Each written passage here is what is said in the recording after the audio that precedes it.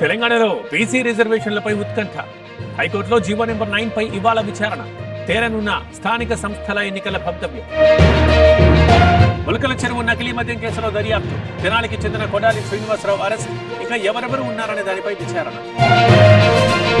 పోలవరం బనకచర్ల ప్రాజెక్టులో కీలక పరిణామం. డిపిఆర్ కోసం కన్సల్టెన్సీ నియామకానికి టెండర్లు. ఈ నెల 22 వరకు గడువు. పాస్పోర్ట్ కోసం మిథున్ రెడ్డి పిటిషన్ ఇవాళ ఏసీబీ కోర్టు విచారణ. కౌంటర్ దాఖలు చేసిన సిట్. నేడు సీఎం చంద్రబాబు కీలక సమావేశాలు. CRDA authority, SIPB, SLBC meetings. అధికారులకు సూచనలు చేయనున్న సీఎం. వాళ్ళ మెదక్, కామారెడ్డి జిల్లాలకు కేంద్ర బృందం. వరద నష్టాన్ని అంచనా వేయనున్న అధికారులు. రామాయణపేట సహా పలు ప్రాంతాల్లో పర్యటన. రంగారెడ్డి జిల్లా పుప్పాలగూడలో ఉద్రిక్తత. ప్రభుత్వ స్థలంలోని అక్రమ నిర్మాణాల కూల్చివేత. రెవెన్యూ సిబ్బందితో బాధితుల వాగ్వాదం.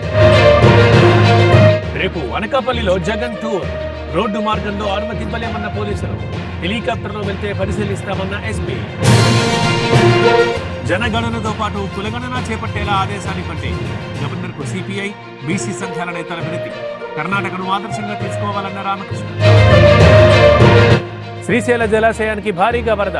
6 గేట్లెత్తిన అధికారులు. కొనసాగుతున్న విద్యుత్ ఉత్పత్తి. నాగార్జున సాగర్ కు పెరిగిన వరద. 22 గేట్లు ఎత్తి నీటి విడుదల. Inflow, outflow 2,30,000 క్యూసెక్కులు. రాజంపేటలో ఆర్టీసీ బస్సు డ్రైవర్ల ఆందోళన. దాడులపై నిరసనగా విధులు బహిష్కరణ. డిపోకే పరిమితమైన ఆర్టీసీ హైర్ బస్సులు.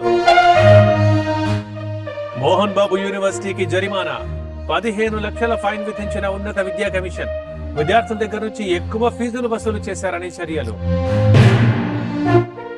తిరుమలలో కొనసాగుతున్న భక్తుల రద్దీ. శ్రీవారి సర్వదర్శనానికి 24 గంటల సమయం. శిలాతోరణం దాకా భక్తుల క్యూ లైన్. ముంబై అభివృద్ధిలో మరో నవశకం. ఇవాళ ఇంటర్నేషనల్ ఎయిర్పోర్ట్ ప్రారంభం. జాతికి అంకితం చేయనున్న ప్రధాని. భారత్లో బ్రిటన్ ప్రధాని పర్యటన. ముంబైలో ఇవాళ మోదీతో భేటీ. కీలక అంశాలపై చర్చ.